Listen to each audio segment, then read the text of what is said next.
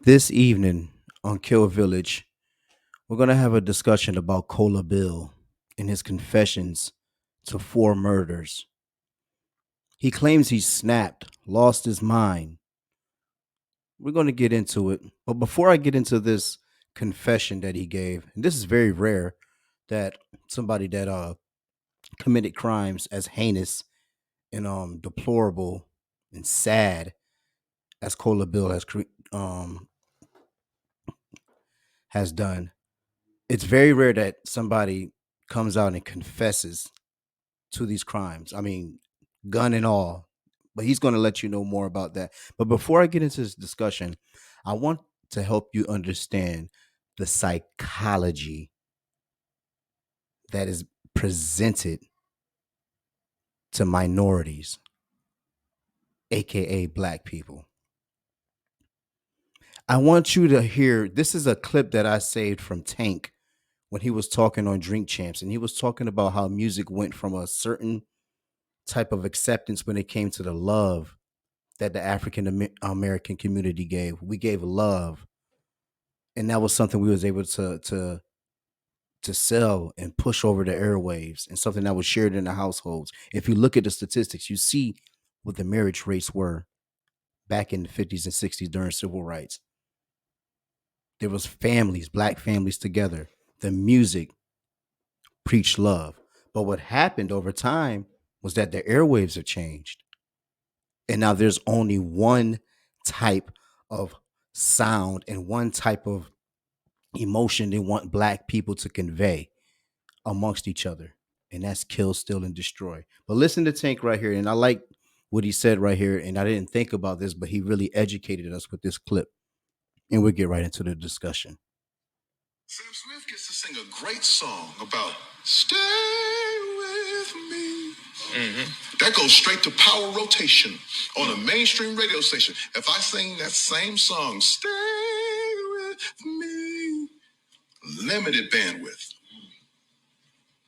Because our violence isn't the threat, our love is.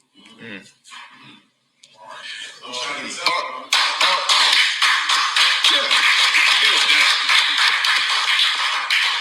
Our family separated, it's fine, it's perfect. The man staying with his family and raising his kids and pouring into his woman, that's the threat. You must be a preacher. That's I feel like that's amen. Praise God. Holy Spirit just hit me. And that's what R&B stands for, and that's why R&B takes such a back seat, because we're not promoting the aesthetic that continues to perpetuate the stereotype. You guys are killers. You guys are animals. You guys are savages. That's when you're at your best. So that's what we're going to reward. Those are the guys who get the $100 million deals. Those are the guys who fill up the arenas and stadiums and talk that shit. We love when you talk that shit. Love? We're cool. So, if you just heard that discussion Tank had, you feel exactly where I was coming from when I say that nowadays the sound, the psychology. See, here on Kill Village, we always want to talk about what's going on psychologically with the person, because we have to analyze these killers, these murderers. What caused them? What conditions did they come out of? What type of conditioning are they operating of? These are things that you have to analyze, and these are questions that we want to answer here. But let's get into Cola Bill here. Cola Bill, I'm sorry. Cola Bill, he had a very serious situation that took place, and it took place in Norfolk, Virginia. And I'm just going to read the news article that came out, and then we'll get into his confession. So it shows here that Cola Bill, 30 years old, said in the jailhouse interviews that he killed his girlfriend and father figure in Virginia Beach, and that he murdered his cousin in Norfolk. So it was three people. I take that back. I thought it was four. It's three people that he killed. So it says Cola Bill the sixth, who was charged with two murders in Virginia Beach and one in Norfolk, made a video appearance in court Tuesday to face charges relating to killing that took place in Norfolk. Bill told a judge he will move forward with court-appointed attorney for his case. He faces one account of second-degree murder as well as the possession of a firearm while committing the crime. Bill 30 is charged with the murder of his cousin, Downing Mclean. Norfolk police said Bill killed Mclean at his home on Swells Point Road. Officers found Mclean's body on March 28th. Additionally, Virginia Beach police said Bill murdered Sazier, or Xavier, I'm sorry, Hill, Czavier Hill, whom Bill said was his girlfriend in a series jailhouse interview. He also told 13 News now he killed Clifton Baxter, 73 years old, whom he considered a father figure. Bill is facing charges related to Hill's Baxter's death. So we see we have a case here where a man pretty much snapped, lost his mind. Now, and here he's going to be breaking down and telling us everything that took place. And it's a 22-minute interview. It's not nothing too long. But I want to be able to pause in between in certain parts and be able to just to give my 2 cents and see how we can better analyze this story and see where the holes are and see what's happening in his psychology. So, without further ado, let's get into this story with Cola Bill. Yeah. So in the beginning, everything was good. Like our life was good. But the whole reason they kind of switched it up was like a week ago when her parent like one of her parents tried to get involved in our relationship and tried to turn her away from me or like ask about me and how I provide for her when I was providing very well. And it just made her like start to act different. I had been there with her for almost what 15 months, 15, 16 months. And they had never like came to check. Now, what you will understand and start to learn in certain, relationships, there are a lot of broken young men out here, and there are some broken women as well. But you will understand as we start to analyze more of these cases in the future that a lot of times these relationships, men tend to think that they're providing when they're by just being around. May he's probably over there taking care of the house, cleaning up or something. But as a man, he's really not providing what that woman really needs. You know what I'm saying? As being a man with a solid foundation, a man with a goal, a man with a plan. See, when he says that, I was holding her down, taking care of everything, you'll start to notice how as he continues to talk and gets deeper into their relationship that you see he pretty much was a burden to her. You know what I'm saying? He really didn't have anything going for himself, but he painted this picture in his mind that I was holding her down. We were doing great. Why are her mother and father interfering into her life? But like I said, as the story continues to unfold, you will start to see the holes in his story and see that this young lady was actually dealing with more than he tried to lead us on. Check on her. I only seen them come to check on her like twice out of like almost what a year and a half. And I had been there for her emotionally, physically, and spiritually, but it was like when she tried to move on to the next chapter in her life, when her mom asked like how would he provide now that you about to get a good job, how would he provide? I was getting ready to launch a business. I didn't just up and just wake up and do this. I didn't up and just wake up and do this. We had no problems at all. This was a buildup of just us taking a whole week. We had been in the house together for almost a year trying to get our business plans together. We had figured out a workout plan, a dieting plan, a financing plan. We had everything laid out. I, I even helped her get her business launched and sat there with her while she was trying to get her business. So as we continue on now, you see where he said that he held her down at physically, emotionally, spiritually. Okay, that's cool and all. You know, we can have conversations. We can make it do what it do in the bedroom.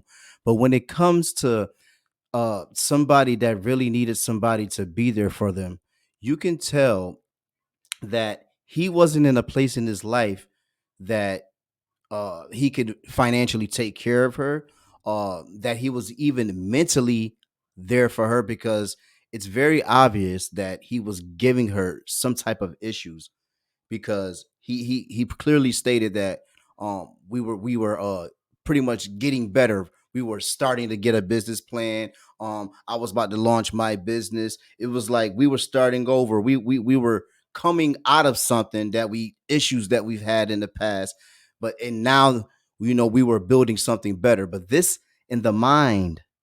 Think about all of this in his mind. This is him operating out of delusion.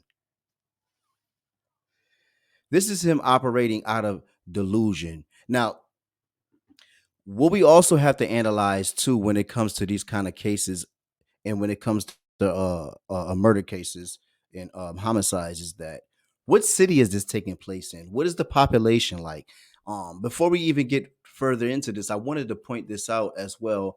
I'm going to share this with the people. This is in podcast form but for the people that's on YouTube that are watching this, I wanted to share some statistics with you before we carry on, before we about Norfolk, Virginia. So we see that the population where this crime took place is 99,157 people in 2020. So we see roughly, I'm going to just round it off 100,000, right? Even if it's at 100 or 2,000, wherever it may be today, we see roughly 100,000, right? But as we look more to the statistics, what percentage of Norfolk is black? Is 41% of Norfolk, Virginia is black. That's a huge that's a big population of black people in Norfolk, Virginia. But one thing that I like to look at is what is the poverty rate to the population of people there. Like how many people to the 100,000 are actually dealing with poverty?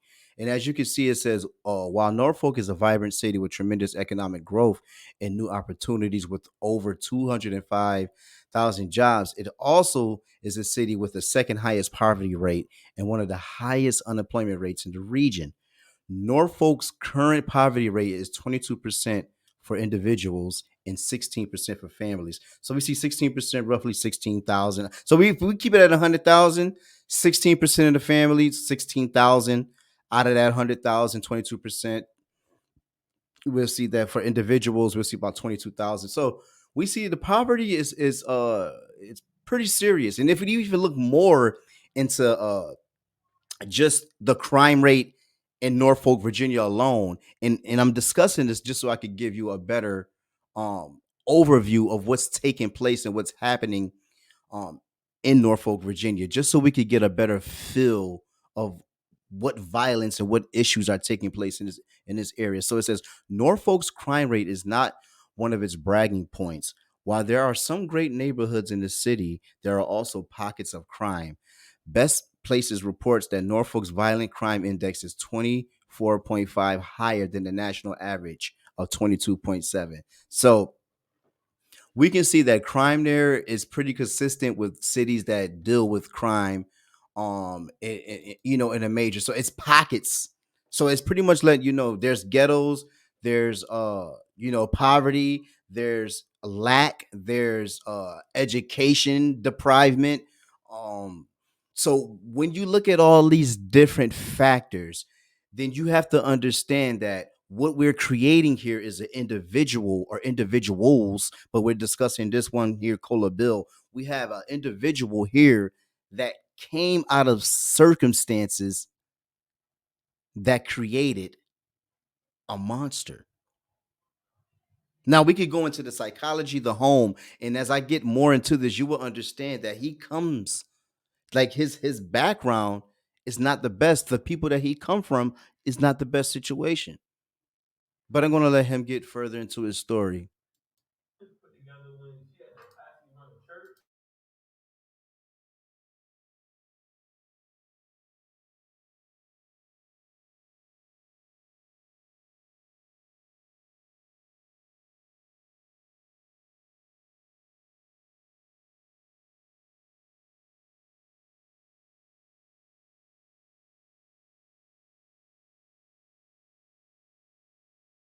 her mom kept calling and she was crying like, so what is he gonna do? Like, I'm sorry, like you messing with her head now. I'm in here trying to build a foundation with her, and y'all over here this side.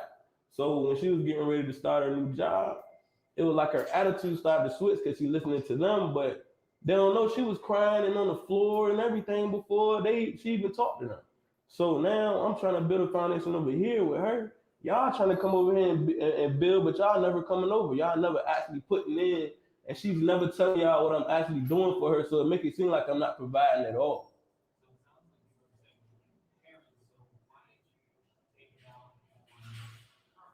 Because her attitude started to come out because of so much was going on. Her attitude started to lash out. But then also had things I was dealing with at the time too. It's not just one thing you're dealing with when you just snap. It's not that. It's other things in life I was dealing with. I was wearing a sex charge that I had no involvement with, but my family told me to wear it just because I pleaded guilty to come home. But they didn't want me to clear my name or to face the person so I can clear my name. They wanted me to wear it. So I was also dealing with that, and I had just found out that I was cleared. I had just took a polygraph and I was cleared. So I was on probation for about 4 years, and out of the 4 years I was on probation, probation never came in the house. But for some reason, they reset my probation after I took the polygraph, after knowing that I didn't do the sex crime. They reset it like I just came home after 4 years. So now they put me back on the high. I was on the low. I was getting ready to get off of probation. I was good. But that Friday she called and was like, hey, I need to come to the house and I need to see where you at. I need to see what the room looked like. I said, look, you ain't been in my house in 4 years. Nobody's been in my house out of like six probation officers in like 4 years. Why are you putting pressure on me now? And it's like 1 o'clock. You didn't tell me you was coming or anything. So telling me it's protocol. I have to do my job. This is what I'm supposed to do. I said, look, man, I already got enough stress going on right now. Me and Shorty over here trying to keep things level. I finally talked with her. She was like, she ready to go back to work. But honestly, she didn't want to go to work because she didn't want to leave me. But I said, go ahead and go to work. But her mom on this end was putting pressure on her, making her cry and break down. See, and this is the part that I get with men. I clearly could just see all through this right here. You can see through all this right here. Like she wanted to go back to work, but she really didn't want to leave me and all of this. And then, she's over here telling her mom, listen, the situation is very clear. Dude, you were a bum before you even came into her life. You had nothing going for yourself. And this is why I said at Kill Village, this is hell. This is where we welcome murderers and homicides. We laugh at these clowns. We are happy they are in prison. We love the fact that you will never, ever, ever see daylight. Well, you'll see daylight, but you would never be able to experience it at a barbecue, at a family member's house, at a game, on the block with a female. You will never see it again. You will never, ever, ever have it again because you chose. See, in the fact that he keeps identifying the fact that I snapped, we know that he already had issues. This relationship you were in was already having turmoil because you came in with prior issues. You was wearing a charge with a sexual molestation charge or something. You was wearing a charge talking about your family told you to wear it, bro. If you listen, nobody takes any listen unless you in the streets and y'all living by a code and you talking about snitching. Listen, I don't care. I love your street code. Come to prison. We love it. We love when you come in. That's what I said. Nah, I love the street code. You better not snitch. Come to prison to do that time. You dummy. You dummy. But we look at this situation. We could tell he was already wearing a charge that he supposedly wore because his family told him to wear it. But dog, you're a goofy.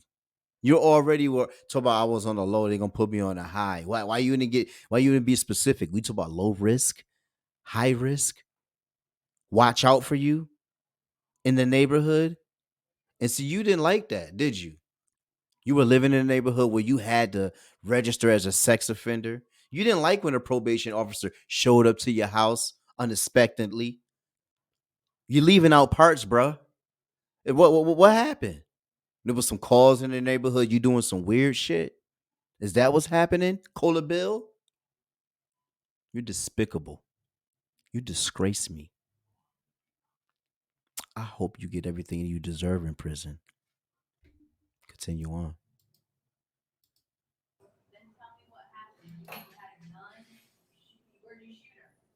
I shot her in the head. But I didn't just do that. She told me I put a dog inside of the room. I put a dog inside of the room. And I had it snapped already. I was saying red. So when I put a dog in the room, I was about to set the dog on fire. And she told me, she said, no, don't do nothing to the dog. You can take me and do whatever you want to do to me instead and let him live. So I did that. I did exactly that because she started making a lot of noise. I did exactly that. I mean, when you snap, you don't think about remorse. You just snap. So, I mean, do you have remorse if you ever tell a lie? Do you have remorse if you ever look somebody in the face and told a bold lie, or you had a question but you knew the answer but you just want to see what somebody's gonna tell you? Do you have remorse when you?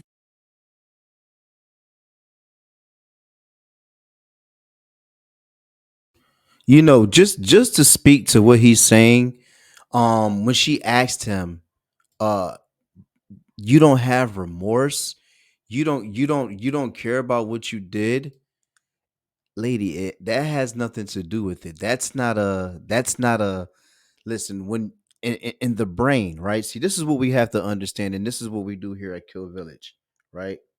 What you have to understand is in the brain, the limbic system, right?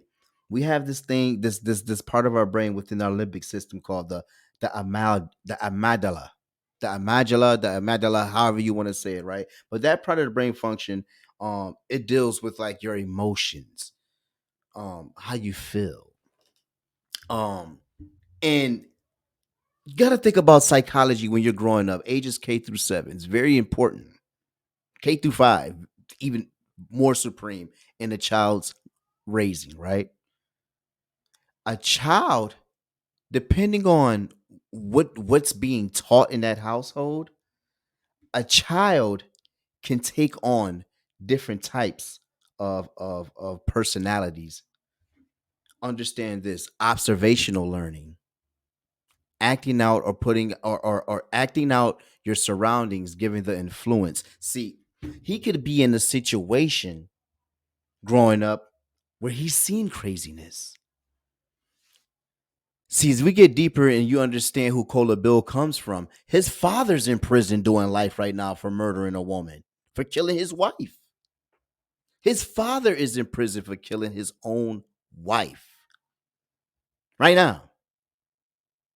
So when we understand, when we talk about psychology, when we talk about a lineage, when we go through what's happening, what's really happening, these are the things you have to observe.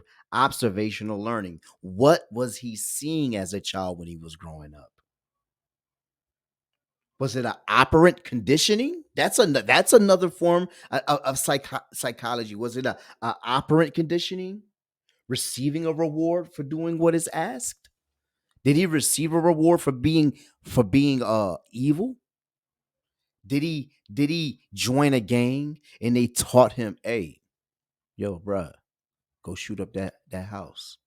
Hey yo, bruh, go bust that window out. Hey yo, go snatch that lady. Whatever, yo, you come back to the crew. Yeah, yeah, you are man. Yeah, you did great. And did he operate in that and grow up? Huh? Or is it the classical conditioning? You just get rewarded for doing wrong.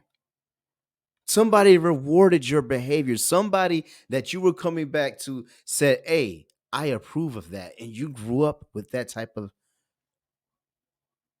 thinking. Look where your father is. Look at your background.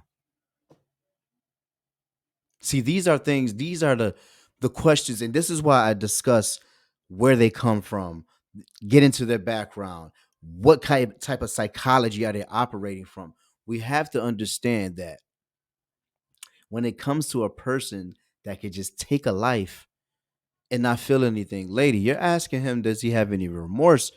I was telling somebody the other day, I said, man, you ever blacked out? What was the highest you ever got in anger? I said, have you ever got to a 10? And a couple people said yes, some people said no. And I said, yo, do you remember when you hit that 10? Didn't it feel good? The rage, it felt good. See, I tell people, America is built on violence. We love violence. This is why I created Kill Village, because we love violence. It hurts when it's done if it's one of ours, but we love to hear the stories. We pray for the families. We send our condolences. But there's sick people like myself that sits back and analyzes these guys and say, hey, welcome to prison. Welcome to the rest of your life. There's guys like me. But let's get back into the discussion. Man, listen, I just be having to make sure that we all on the same page as to what's happening. But just listen to this guy, man. This guy's it's just it's total buffoonery, but there's something operating here. We got to put our finger to it. But let's continue.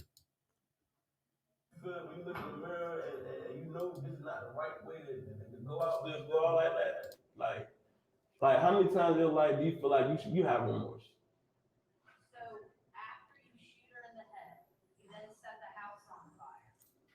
And the reason why it made me set the house on fire was because even watching the cameras, like I told you, when her mom tried to get involved, when you try to get involved in somebody's relationship or you speak on the person that they with, I watch you on camera come check on her.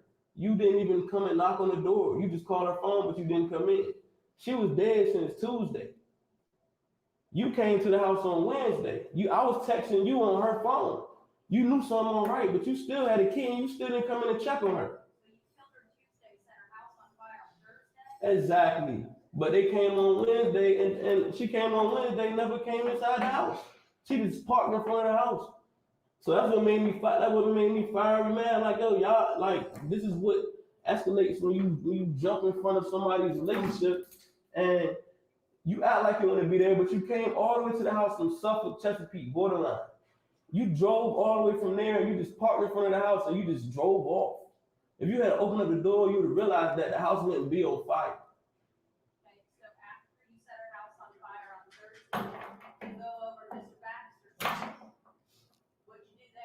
He was already dead. He was dead on Wednesday. Yeah, he was dead on Wednesday.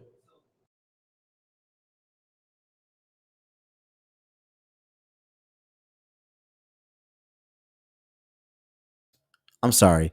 Mr. Baxter is the 73-year-old father figure in his life. And once he gets into the explanation of why he took out Mr. Baxter, and not to try to not side with this clown or anything at all, but it speaks volumes to um family in a time of need, really listening to somebody, hearing somebody out if they have issues, just calling up and checking on somebody. He pointed something out to me that was kind of like, he talks about how he needed help in life, and if his uncle, Mr. Baxter, was there for him in a time of need, if you just would have thrown me a little something, just help me out, be there for me. It was very interesting when he was speaking about that, and I kind of agreed. Like, sometimes people in this situation, and not to try, like I said, to try to give them many excuses, but you don't have anybody in your corner. Your father's in prison. Your mother's, I don't know where. Your family doesn't disown you. Somebody that could have been a father figure to you is not even there for you. Your girlfriend's tripping on you. Your girlfriend's people are turning against you. You have so many different triggers that can trigger something in your mind that was planted there when you were a child that causes you to snap and do the things that you did. But I'm gonna let him carry on.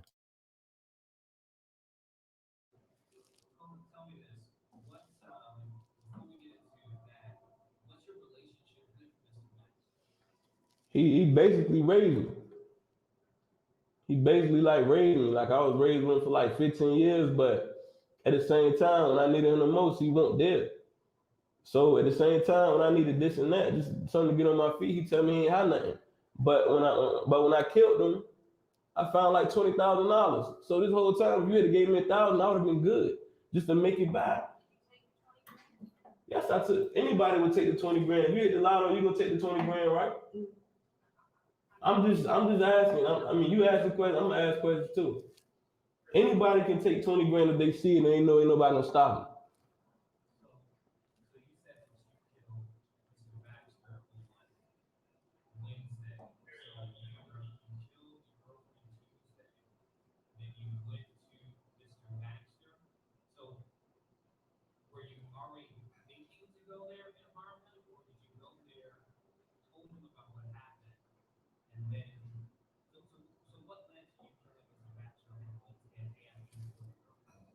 Say that again. It was just so much hate I had for him because when I was growing up, he was there, but then he just stepped out of my life. So when I finally tried to like make that bond with him, he act like he wanted to help. He was there, but then he wasn't there like I needed him. And even though I tell you in distress what I need, you tell me you don't have it, and I end up killing you. And now I find out you had everything I needed. I didn't need 20 grand. I probably needed like 1,000 just to get myself situated. But when I kill you, when I find you got 20 grand, you've been lying to me this whole time. Like don't nobody like to be lied to. So yes, I snapped. Yes, I snapped. And when I brought my cousin there with me, and I did it, it was like okay. It was like okay, like I've been ready. Like you had everything I needed.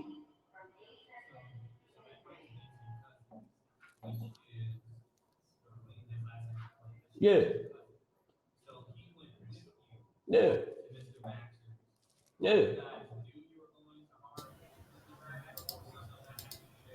So just to give you a little bit more context, I know we had some little dry spots and everything there, but just bear with us. This is a jailhouse interview that he's given, and they're giving him the questions behind the glass, and sometimes they're a little too low, and he's trying to hear them, and he's asking them to say it, ask the question over again. But if you understand the context of everything, it's like pretty much when he killed his girlfriend, he set the house on fire, and I guess he had like a ring alarm system to where he can see who was going to the house or whatever. And I guess the parents went to the house to check, but nobody really went in. They didn't really knock on the door. Nobody suspected anything seriously, took place. And then it comes down to him to going to the guy that was the father figure to him, Mr. Baxter, the 73-year-old guy.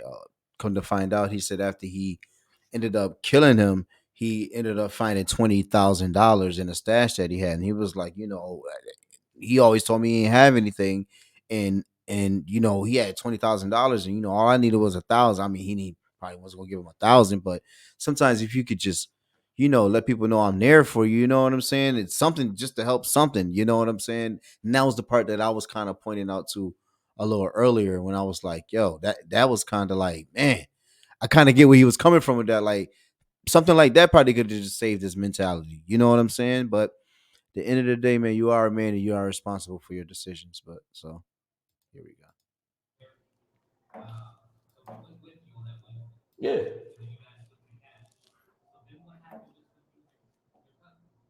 So at the same time, he had seen both bodies. My cousin had seen both bodies, but he laughed at him.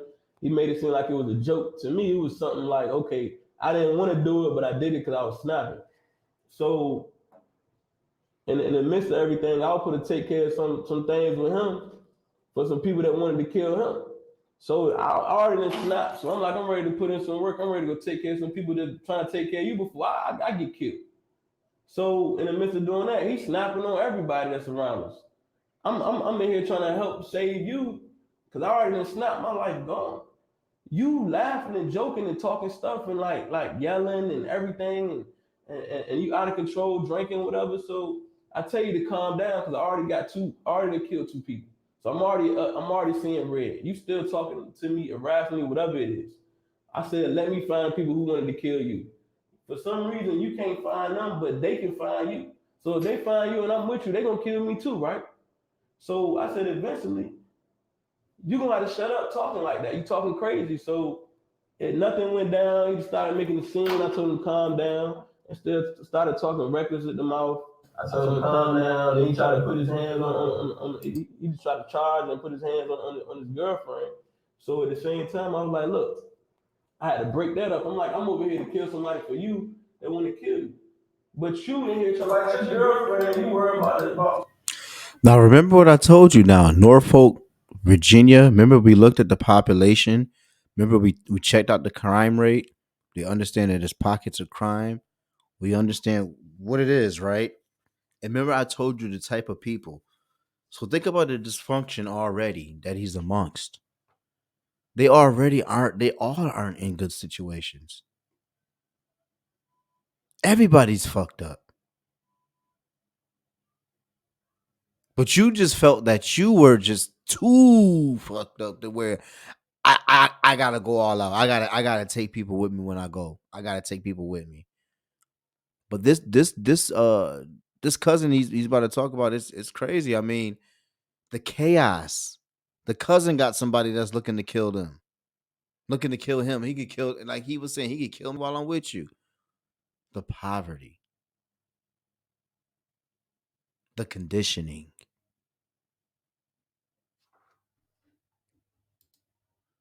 Other don't even matter to me. I just killed two people. And it should have been on Thursday. At where he was staying at. Yeah. I got fed up with him because he kept talking like you not about this, you not gonna do nothing. Like, bro, I just killed two people. You don't think I'm ready to shoot again? So he just kept going off and started getting loud and raging. So I went right in the kitchen and shot him right in the head. He didn't drop. He just kept moving in circles. Then I shot him in the back to make sure he hit the ground.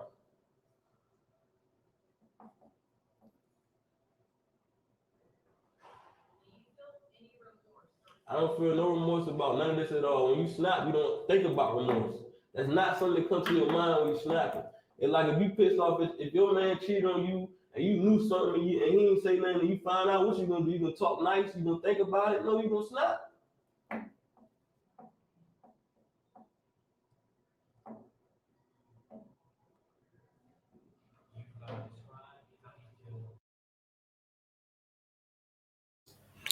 And just like that, 3 people are murdered, dead, gone at the hands of a lowlife. Somebody that had nothing going for themselves, nothing going for himself whatsoever. And he felt that he needed to take the lives of people that he so called cared for and loved. Now, when we look at Cola Bill's raising, one can only deduce, deduct, take from, gather, was that it was shitty. It was horrible. Somewhere in his raising, somebody made sure he grew up to become who he is today. Somebody, someone, something, someone's with the S, plural, had something to do with this guy's thinking, his mindset, his psychology. No child grows up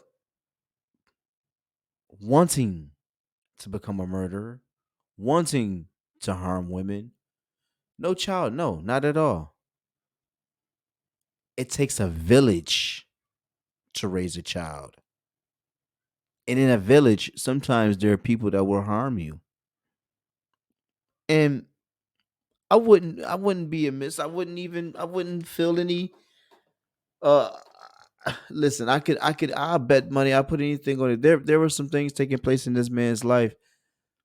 And not to make any excuses for his wrongdoings, but there were some things that took place in this young man's life when he was a child. that created what we see here today. A monster who took the lives of the young lady, Czavier Hill, who was his girlfriend, possibly on and off again, and she was trying to get away from his bum ass. Child molester. I don't know what you did. You had the charges on you. I'm glad they got you now. Young lady, aspiring artist, had a lot of things going for herself. Like you said, I was helping her with her business. Nah, nah, nah, nah, nah. She was creating and starting her own business. She was getting away from you to start something new in her life. That's what you didn't want to share. See, I read the backstory. I know she was moving on without you, bum, and you couldn't take it. You couldn't take it. So you resorted to your father. You resorted to your father. Am I wrong? Am I lying? Am I lying? You resorted to the behaviors of your father and to your cousin, Downing Mclean. We would have had him soon anyway. From what you said, we would have had him soon anyway. So I appreciate you for getting rid of him. Thank you. We would have had him anyway. But to your father figure, Clifton Baxter, 20 grand in the stash. It's pretty significant, especially where you guys come from. Poverty. I'm pretty sure you're part of that 16,000, 22,000. You're an individual. You're part of that 22,000. You don't have any kids. Or do you? I didn't even look into that. But one can only just hope. Just hope that God did not allow a seed to come out of your body. To the young lady, to Clifton, even to Down in Mclean. You could have went out in another fashion or at your own, but you went out at the hands of this monster, your cousin. Welcome to Kill Village. You have now been wiped out at the hands of a savage. Call a bill. Kill Village is a podcast that I want to start airing at least 2 to 3 episodes a week for you guys. We want to analyze more cases like these. We want to. Some of them will be a little bit more, shorter discussions. I'll probably just bring up certain cases and we just analyze those for like 10 to 15 minutes. But sometimes we may get into depth and really look at the background, look at the history, and try to draw up our own conclusion of what type of psychology are these people operating from. This channel is created. This podcast is created for people that are into, different murder cases and homicides. We're not here to make light of anything. Our condolences go out to the families. But it sucks when somebody has to lose their lives. See, it's a difference between somebody dying and someone being killed. And when someone's killed, man, it's just a horrible, horrible, horrible feeling that the family has to always just wonder and imagine what they would have been if they were still alive today. So with that said, continue to tune in and tune out and continue to be great. There's always going to be times, and there's always, listen, there's always going to be opportunities and for you to continue to be great. To be great. Don't be a part of the hate. We do what we can here at Kill Village. I like to leave on a positive note. Young men, young women out there that's going through some tough situations, maybe living in poverty, we got you. We got some things coming for you in the future, man. Just remember my name, Marlon B. And remember how I do this. I'm just here to inform the people. Kill Village. We got to put the savages away. May they rest in piss, and may they burn in hell. I'm out.